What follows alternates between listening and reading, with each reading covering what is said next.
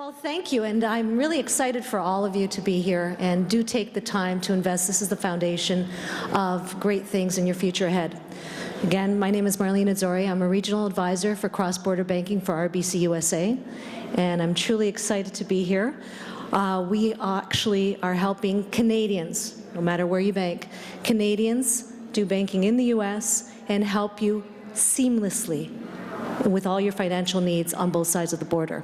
With me today, I am so excited to introduce to you Renata Fast.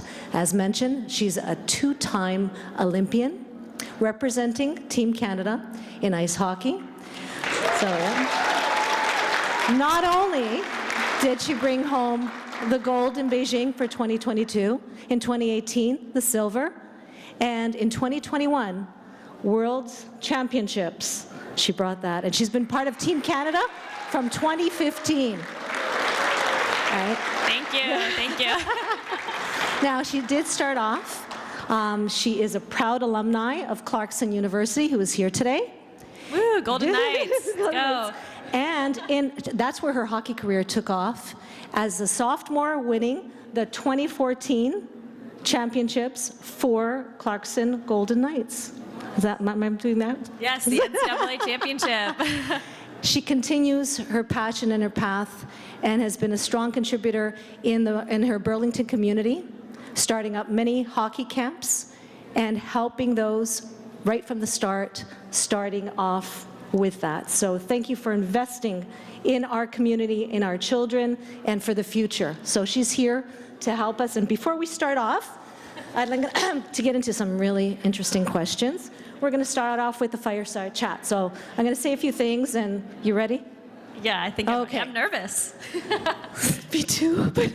Okay, let's start off with cats, dogs. Oh, that's easy. Dogs for sure. Okay. Podcasts or traditional books? Traditional books. Okay, that's interesting. So when you're working out, what is the song that actually is the one that's a go-to?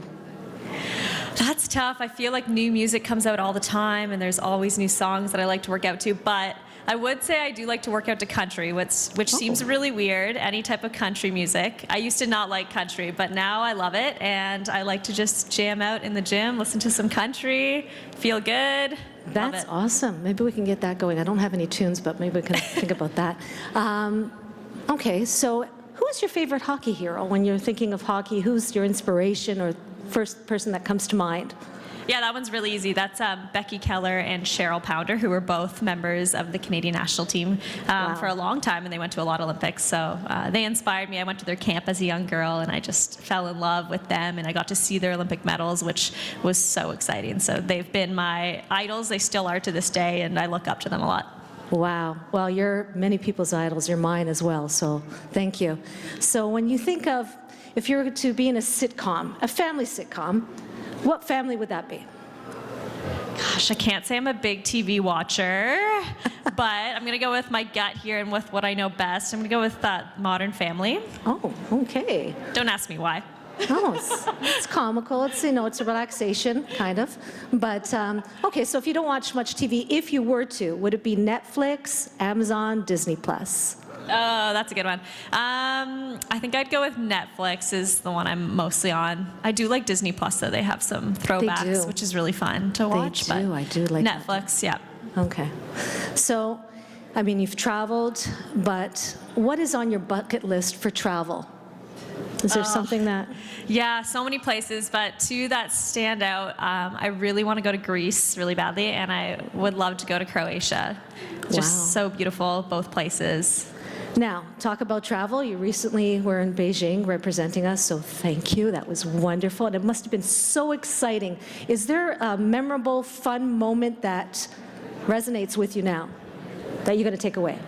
Yeah, the whole journey and the whole time in Beijing was absolutely incredible. And obviously winning that gold medal is like at the top of the list. But one of one of the fun memories from the Olympics that kind of behind the scenes, some of you might have seen it through social media, but before we left for the Olympics, our team was in a hotel and we had to isolate for 14 days before we could travel over to Beijing. And essentially we were all in our own hotel rooms. We would travel to the rink each day and then come right back and we were isolated in our hotels. But one day, Hockey Canada put on a virtual hip-hop class for us to all take. And so we all had to get outside of our comfort zone. We're not great dancers. You can imagine athletes. If there's athletes in this room, I'm sure you know. And we had to take this hip-hop class. And we learned this whole routine. And we were awful. We were so uncomfortable. And we never thought we would do this dance again.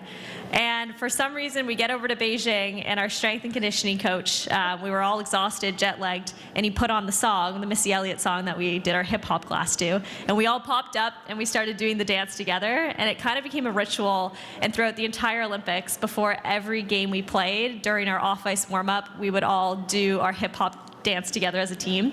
And we got progressively better and better. And then we had our best dance time right before our final game, so we knew that we were going to be in for a good game before that finals against the Americans. So that was just like a fun, memorable moment that like us as the team will never forget.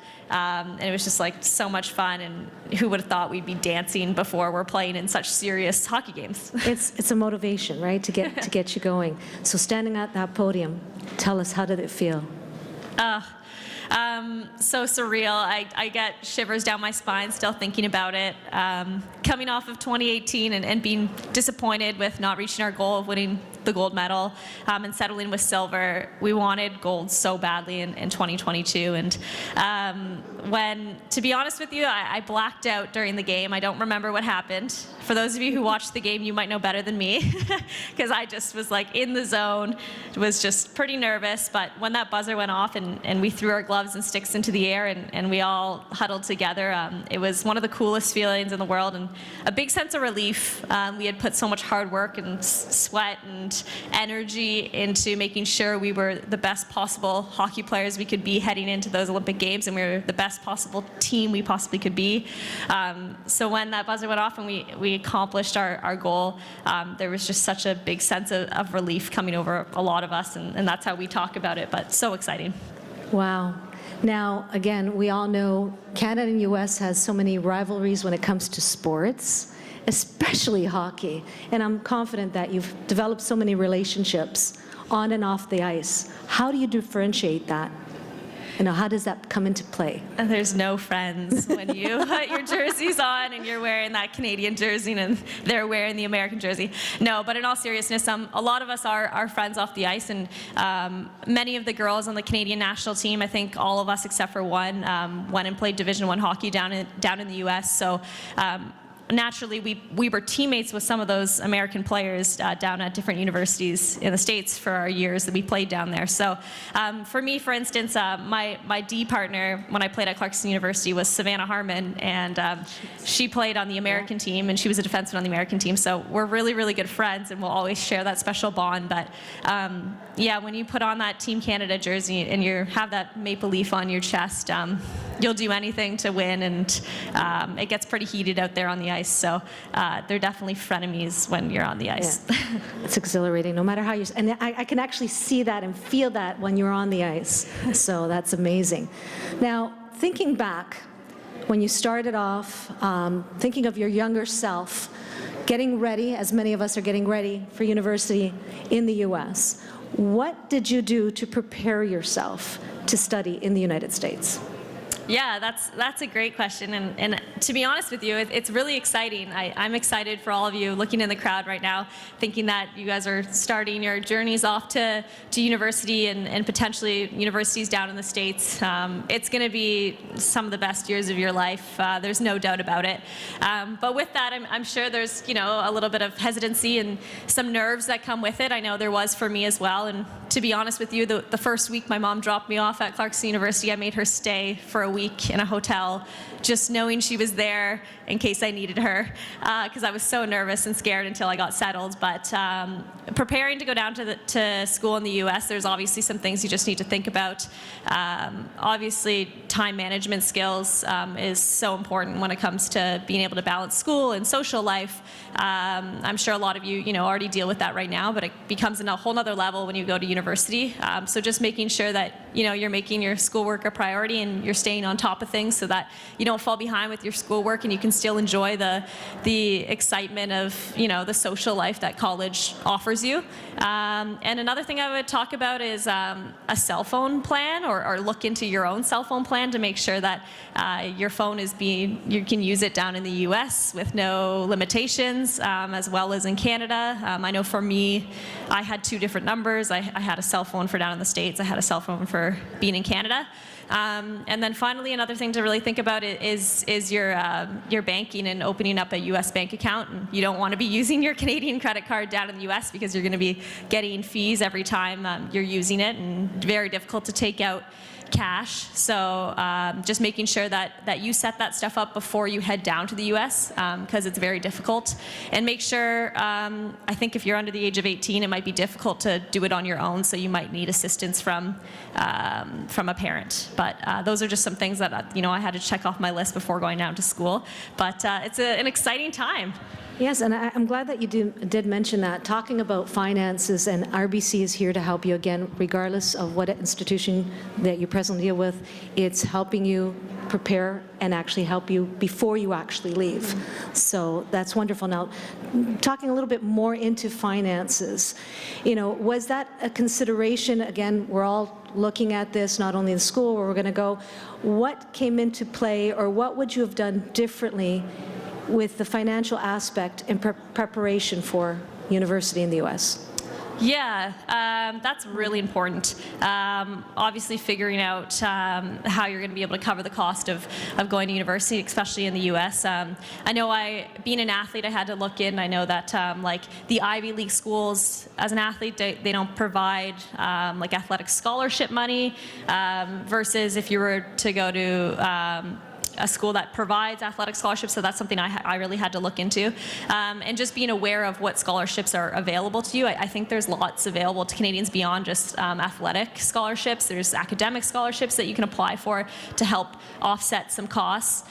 So I would just make sure that you're doing your research. I know I had to really look into that and communicate with people who I know who were athletes who had gone down and played sports down in the U.S. to make sure that, what they did to be able to offset some costs. But at the end of the day, it really just came down to budgeting and making sure that I had enough money coming in to cover my expenses, not just for tuition and those costs, but for your daily life and the things you want to do when you're down in university. You don't want to be stuck inside in your dorm room or in your apartment because you're low on money. You want to be able to enjoy all those moments. So just making sure starting now, that you're budgeting and looking, even 4 years ahead of what you're going to do to offset costs.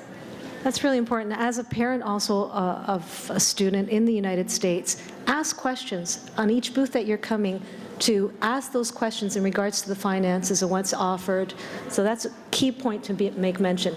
Now, with your busy schedule, how do you find time? What do you do to actually recharge yourself, not only physically, but mentally? What are some things that you do? Yeah, that's a great question, and will be very key down at university, because you can get swept away with your schoolwork and if you're an athlete, your training program and your social life. So you need to definitely find a balance and make sure you're taking care of your own mental health and your well-being. I know for me, one of the things I love to do is I journal every night, just about ways that things that went well in each day, so that I'm making sure that I'm staying positive and confident in what I'm doing. But also, getting outside. I know still to this day I love to be out in nature, and that just kind of is my own little time to reset. And I know in university I did the same thing. Anytime I felt overwhelmed with my schoolwork, I would go for a walk.